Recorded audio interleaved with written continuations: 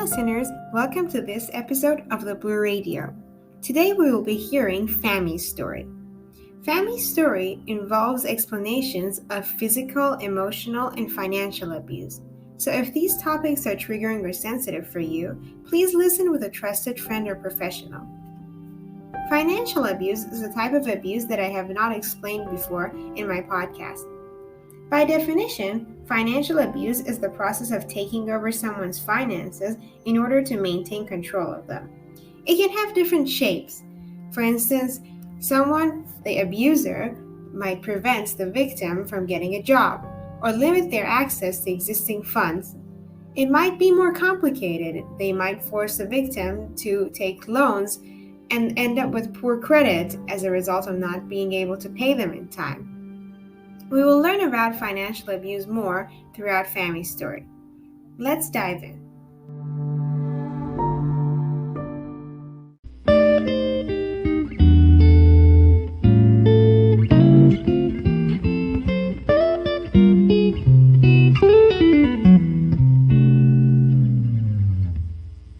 Fami believes that the adversity she faced throughout her childhood was largely impacted by the type of relationship her parents had together. So, when I was a kid, my parents were never actually together. I was a bastard child. My parents, I guess, were quote unquote dating. They were never like a thing, but they wound up, my mother ended up getting pregnant. My dad didn't think she was ready for me. She decided to have me anyway, and it was kind of a huge deal.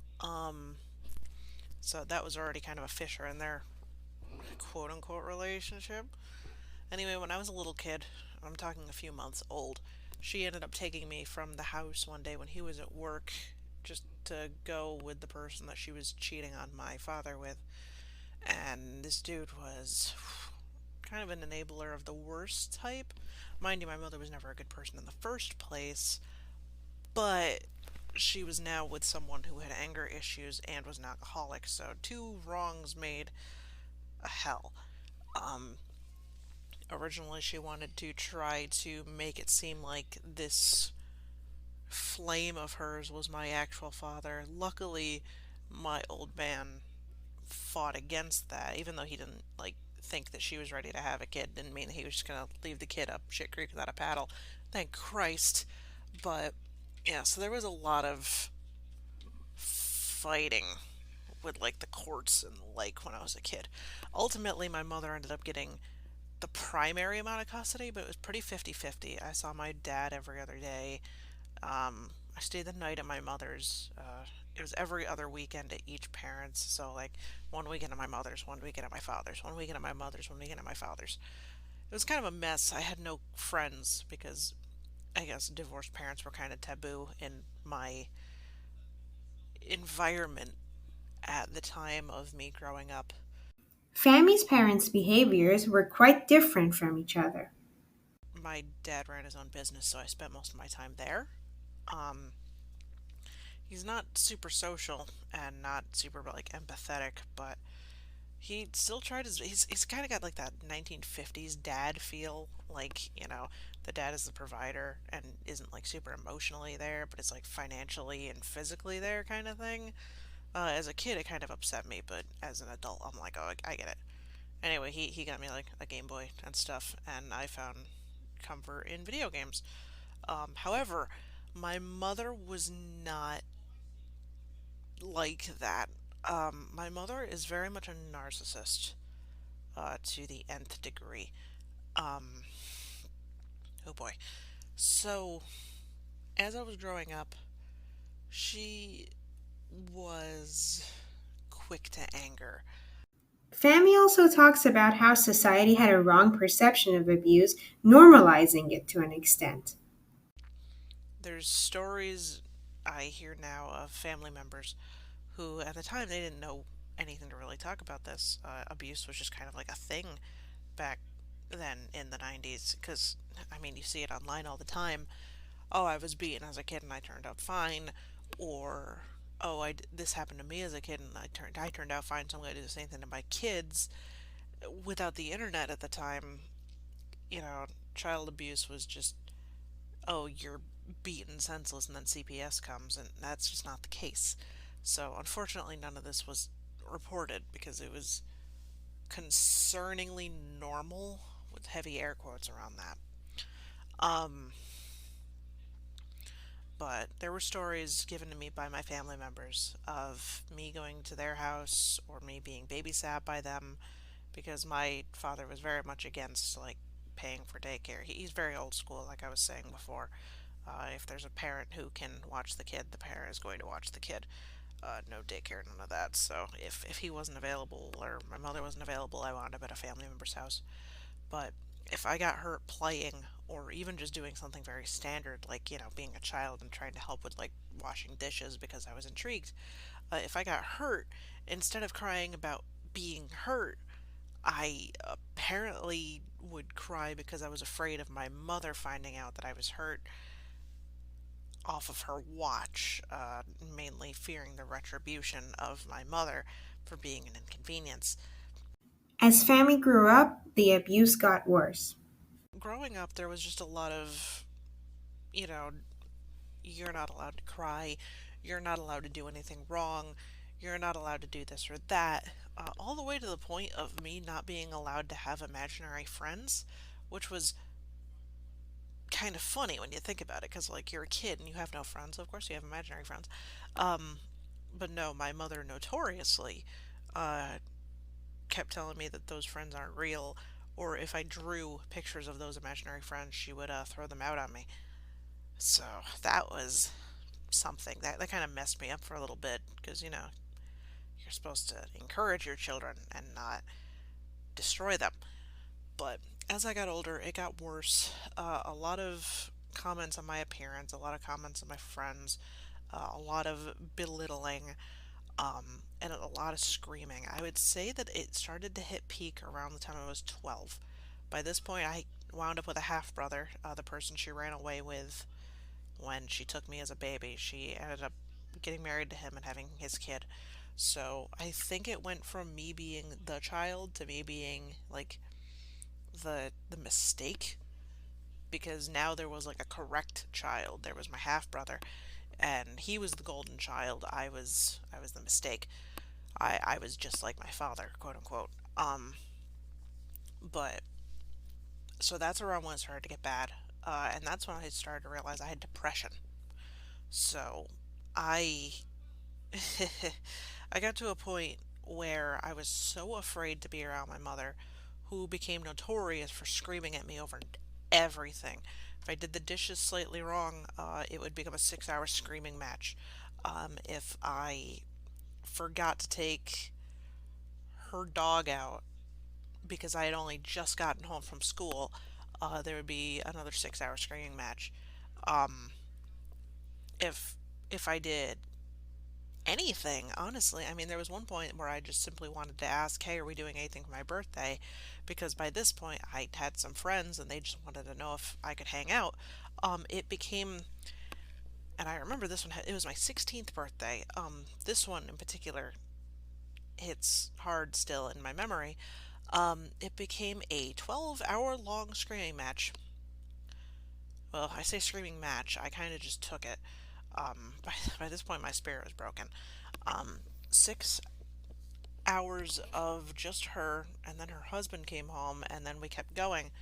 Mind you, this was a school night, and I was up until like 2:30, 3 o'clock in the morning, just being screamed at for how dare I think that I deserved it, or anything like that. They threw me to the ground. They threw me into the refrigerator. There was a lot of hair pulling. How dare I think I'm worth this? How dare I think I have it bad? How dare I think I have depression? My mother had multiple sclerosis, and her and her husband notoriously blamed me for any of her flare ups because I was a huge inconvenience, and the difficult birth that I put her through caused her initial flare up. And just to say that part of the reason why my dad didn't want her to give birth to me was because her body was not ready for a child. She was already warned by her doctor that because of her MS diagnosis, if she had a kid, it could likely paralyze her for life. So that was held over my head for my entire life. Further on, she started experiencing financial abuse. She linked my savings account with her and her husband, and they would regularly just take the money. When I made another account for myself when I was old enough and I had my first job, that's when they started just suddenly hitting me with bills, like random things. They tried really hard to keep me financially reliant on them. So anytime I wound up with a little bit of money, suddenly I owed them this or I owed them that. I owed them this payment, I owed them that payment. Things I didn't even like want.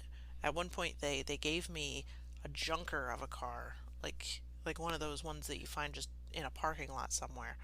Not only to hold over my head with the whole "How dare you not be um, how dare you not be like happy that we did this for you," but also it required like $3,000 worth of work, and they signed me onto their insurance with a ludicrous premium, and they didn't really they didn't help or give me any leeway. Mind you, I couldn't even drive.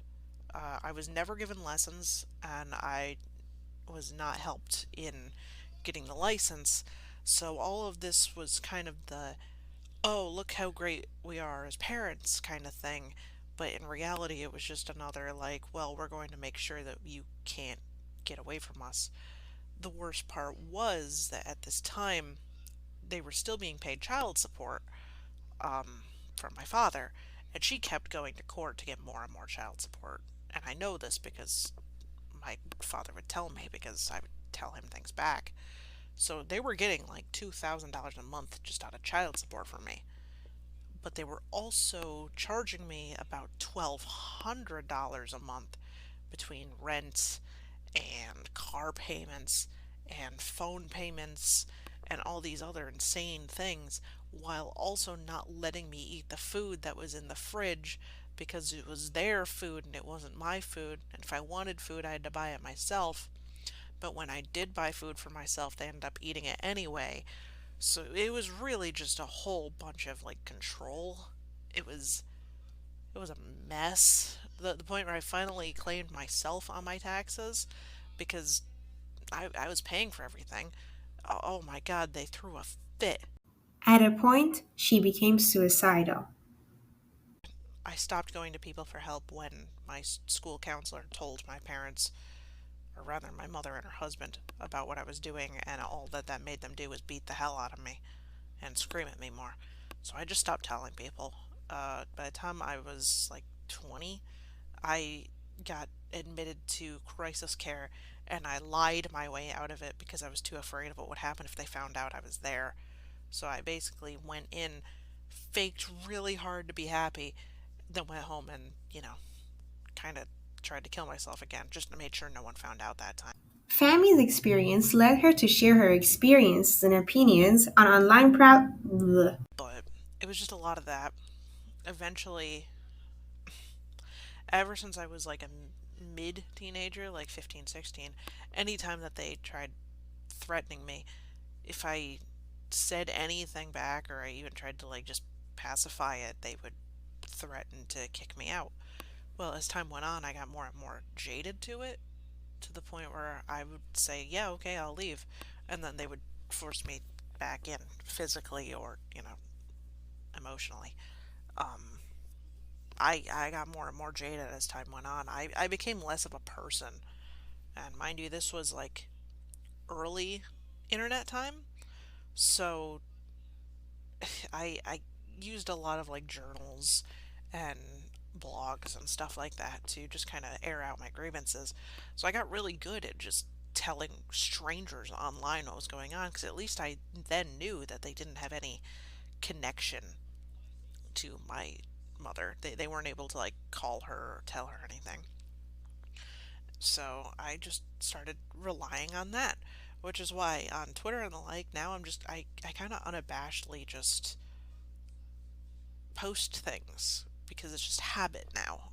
If it's on my mind and I don't feel comfortable telling a person, I just tell the world. It's weird, it's bizarre, it's half-assed backwards, but it made sense to me then because the likelihood of a stranger reading it was far safer than like if my school counselor read it or if my grandmother or like an aunt or an uncle or even a local friend who could be like, hey, Fami Matsu's parents, this thing happened. You should get Fami checked out, and then that would just lead to problems.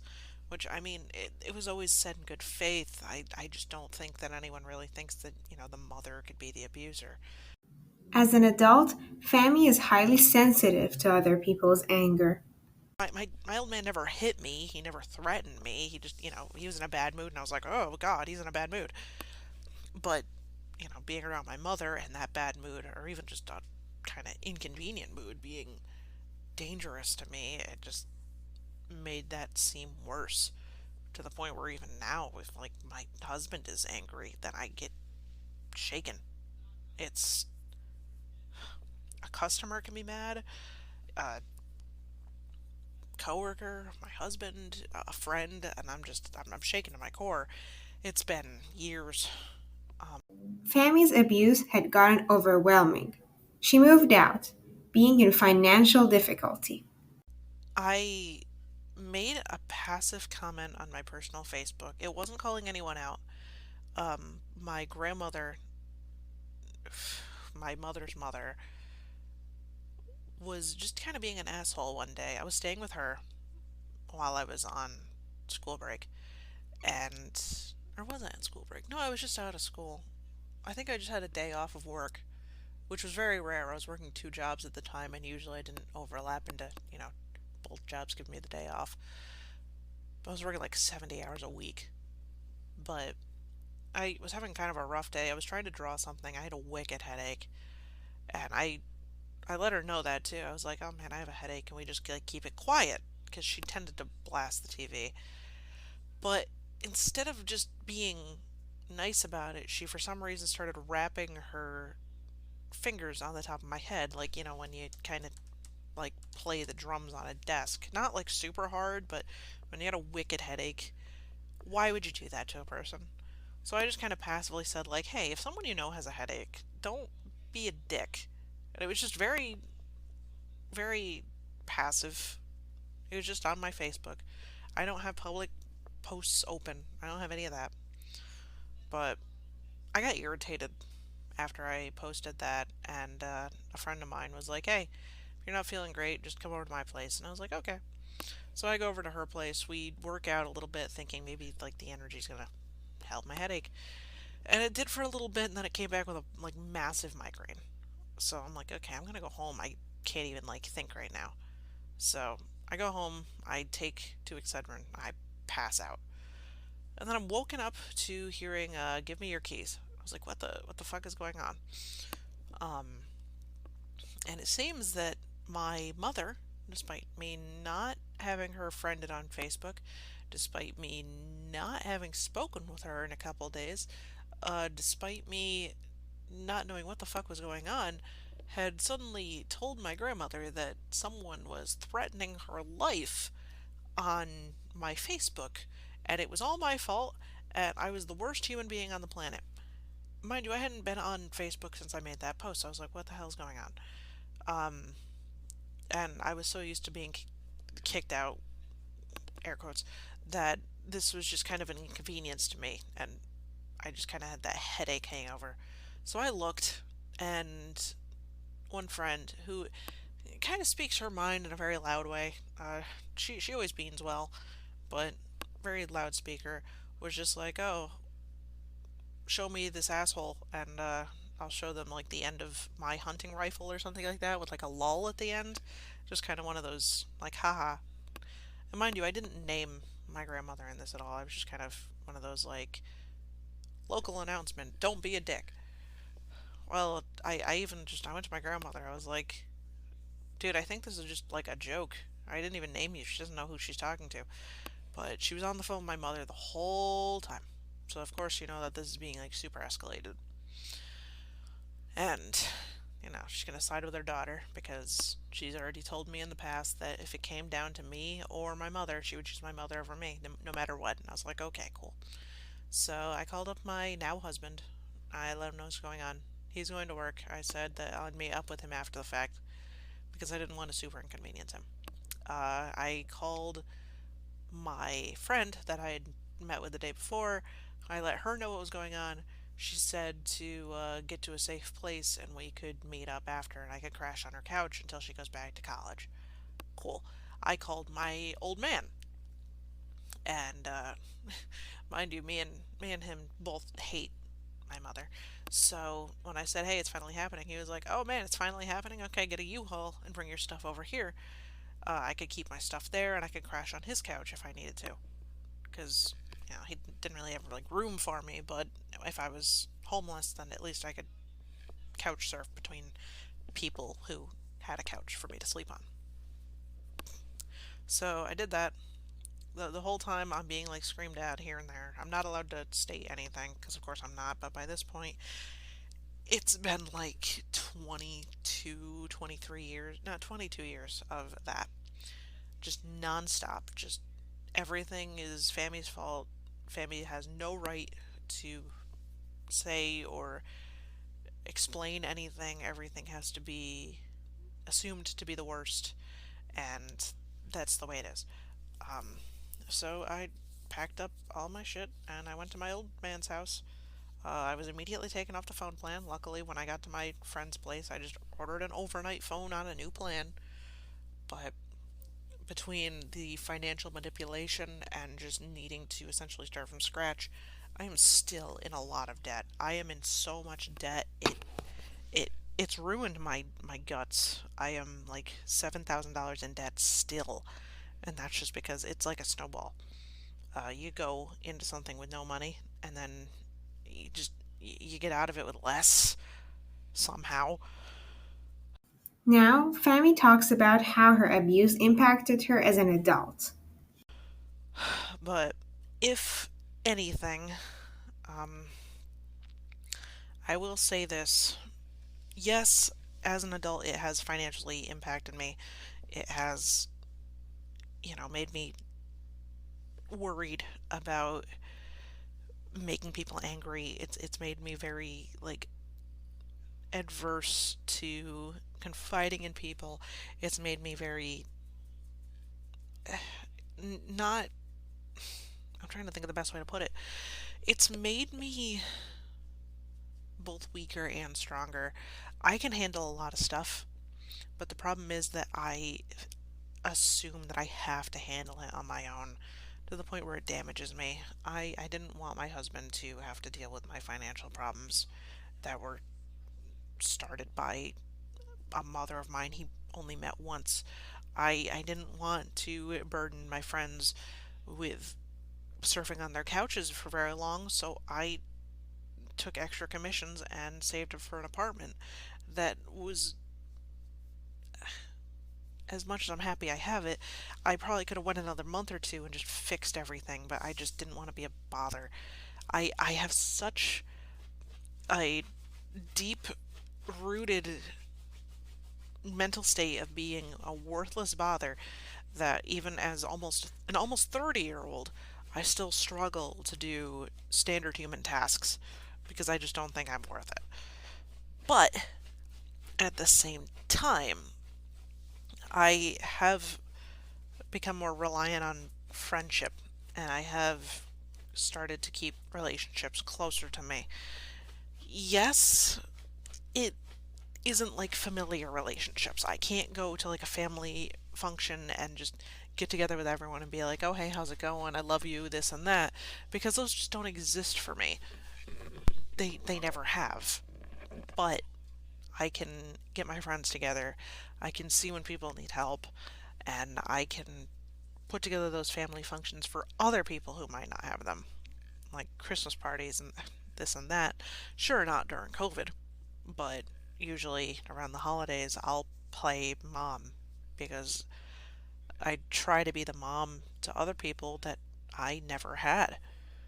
Someone's having a bad night, they can come talk to me. I'll give them some like warm food and a comfy place to stay. I'll set them up on our couch and we can just make everything better.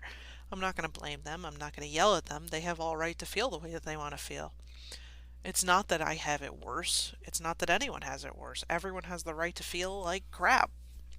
And it's rough because a lot of people, if they learn about this, are like, no, I can't vent to you. You had it worse. But I don't want them to feel that way because I was left to feel that way for so long that really I just don't want anyone else to deal with that.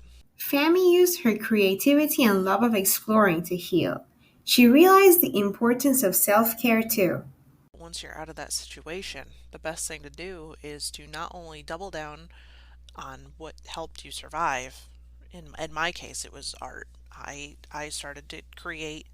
I started to fall back into that mindset of creating imaginary friends, albeit now as an adult, it's just creating characters and stories and things that you can actually like publish and utilize. Um, I'd use my creativity as an out. Uh, I started to enjoy going out places more because at the time it was a survival instinct. Get out of the house and not be in trouble, not be under threat.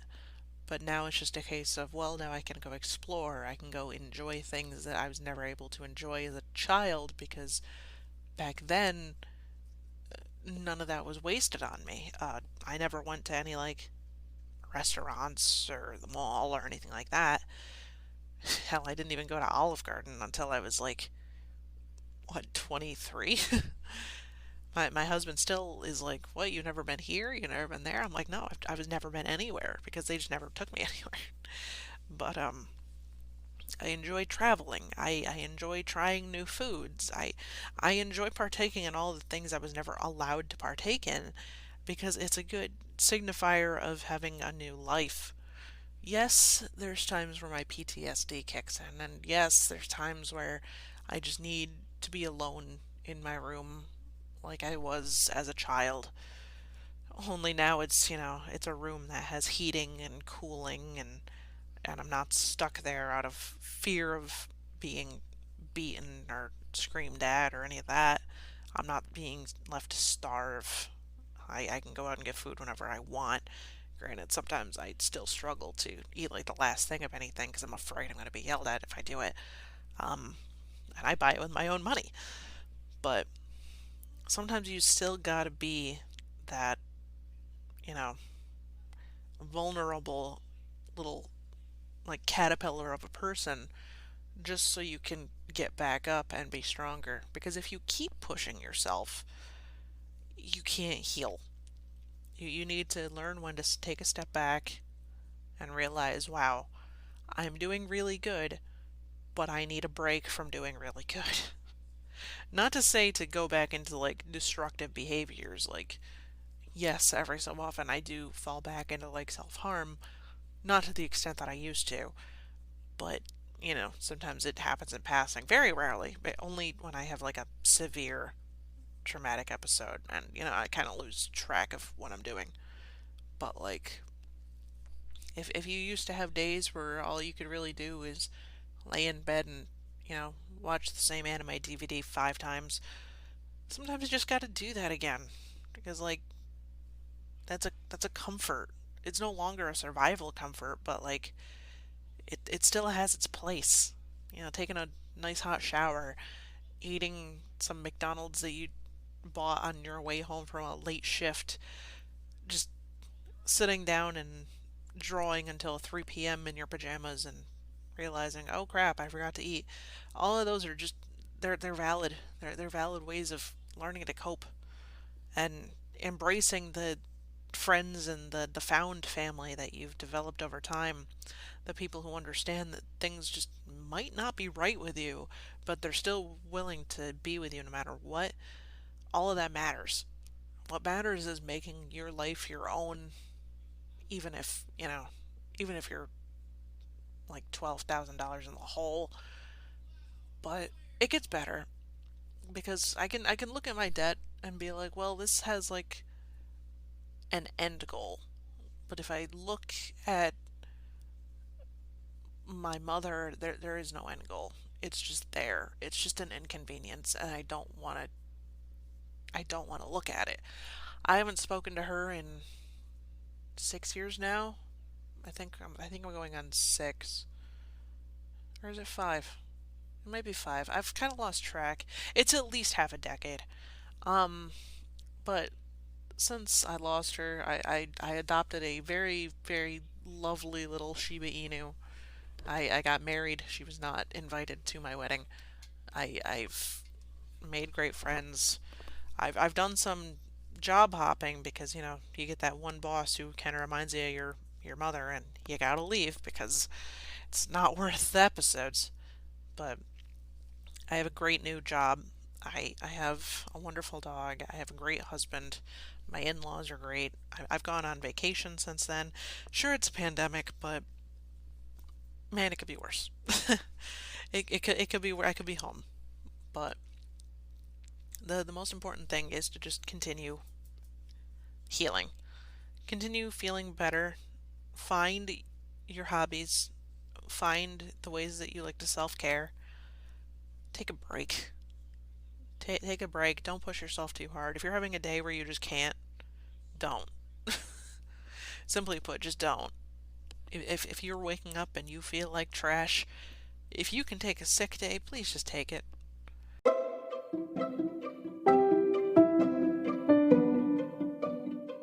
I'm thankful to Family for sharing her story. It is always great to hear from more survivors with unique stories and the approach they took towards healing. If you would like to share your story, please email me at the address that I provided in the description of this podcast.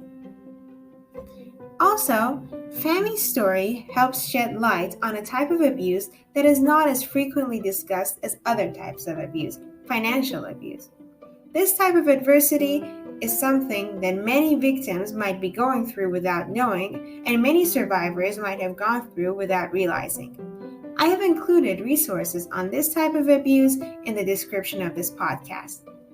I would also like to highlight and emphasize the point Fami made about self-care. In the journey of healing, there might be bad days, and on those days, it is important to give ourselves a break. With that, I will end this episode. Thank you for listening.